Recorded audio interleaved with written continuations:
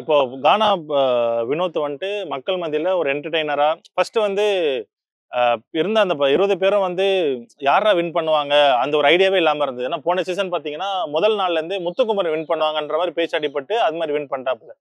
இதுக்கு முன்னாடி வர சீசன் வரைக்கும் அப்படிதான் இருந்தது. யாராவது ஒருத்தர் டார்கெட்டா இருப்பாங்க வின் பண்றதுல. இந்த வாட்டி அந்த மாதிரி யாருமே இல்ல. யார் வின் பண்ணுவாங்க அப்படின்ற மாதிரி இல்லாம இருந்தது. அதான் இப்போ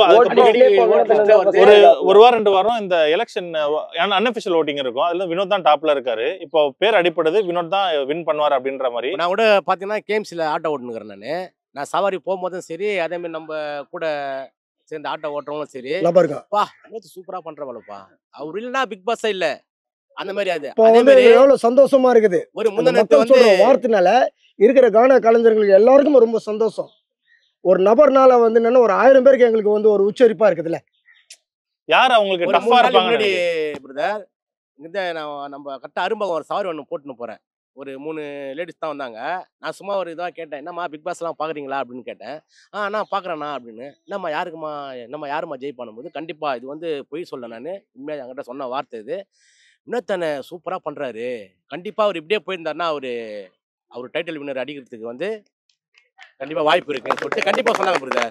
இது நான் வந்து பொய்லாம் சொல்ல, இதுதான் உண்மை. ஒரு விஷயம் என்னன்னா, இன்னைக்கு அந்த பிக் பாக்ஸ் ஷோன்றது வினோத் கானா பாடகர் தம்பி வந்து உள்ள இருக்காரு. அந்த வினோத் பாடகர்னால வந்து கானா பாடகர் வினோத்னால வந்து இருக்கிற அத்தனை நபரும் வந்து ஃபோக்கஸ் ஆகுறாங்க. யாருமே தெரியாது அதுல இருக்கிற நபர்கள் யாருமே. வினோத் வந்து அங்கங்க டிராவல் ஆகி போறதுனால வந்து அவங்க ஃபோக்கஸ் ஆகுறாங்க, ஃபேமஸ் ஆகுறாங்கல்ல. வினோத் கிட்ட வந்து அந்த டச் ஆகுறாங்க.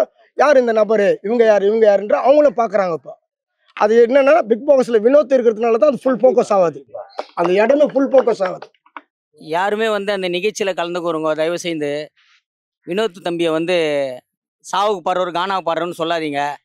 அந்த 200க்கெல்லாம் பாடி அவங்கெல்லாம் ஆசீர்வாதம் கொடுத்து இன்றைக்கி அந்த அவ்வளோ பெரிய இடத்துக்கு போயிருக்காருன்னா பிட் பாக்ஸுக்கு நீங்கள்லாம் வாழ்த்தணும். நீங்கள் மட்டும் வாழ்த்தி நீங்கள் மட்டும் ஓட்டு போட்டு ஜெயிக்க மாட்டீங்க.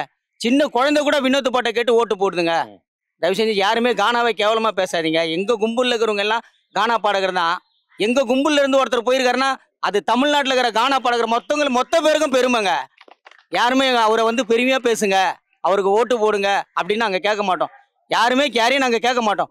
தானா ஓட்டு ஊய்ந்துருங்க வினோத்துக்கு. மாதாவுடைய ஆசீர்வாதமும் மக்களுடைய ஆசீர்வாதம் இருக்கும். கண்டிப்பாக ஜெயிச்சு அந்த நிகழ்ச்சி விட்டு வெளியே வருவார். அப்படியே அவர் வரும்போது தமிழ்நாடே அவருக்கு கேக்கு வெட்டி கொண்டாடுங்க.